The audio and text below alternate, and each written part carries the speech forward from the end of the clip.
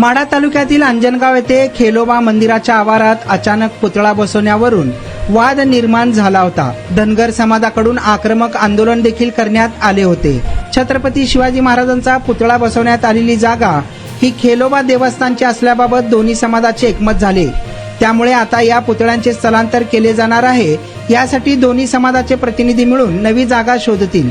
या मुद्द्यावरून गेल्या काही दिवसांपासून अंजनगावात जातीय तेढ निर्माण झाली होती. राज्यस्तरावर या मुद्द्याची चर्चा झाली होती. त्यामुळे प्रशासन आणि स्थानिक राजकारण्यांकडून या मुद्द्यावर तोडगा काढण्याचे प्रयत्न सुरू झाले. त्यासाठी शुक्रवारी रात्री पालकमंत्री जयकुमार गोरे, कोल्हापूर परिक्षेत्राचे आयजी सुनील फुलारे, नूतन जिल्हाधिकारी कार्तिकेयन, पोलीस अधीक्षक अतुल कुलकर्णी, मोहोळचे माजी आमदार राजन पाटील आणि मराठा समाज प्रतिनिधी यांची बैठक आयोजित करण्यात आली होती.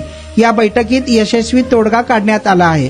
पुतळा बसवलेली जागा देवस्थानाची असल्याने ग्रामस्थ आणि मराठा समाज जी जागा पसंत करेल तिथे पुतळ्याचे स्थलांतर होणार आहे असे ठरले आहे. त्या दृष्टीने आता शनिवारी जागेचा शोध घेतला जाईल आणि अंजनगावात स्थलांतरित जागेवर पुतळा उभारणीच्या सुशोभीकरणासाठी 1 कोटी रुपयांचा निधी पालकमंत्री जयकुमार गोरे लगेच मंजूर करणार आहेत.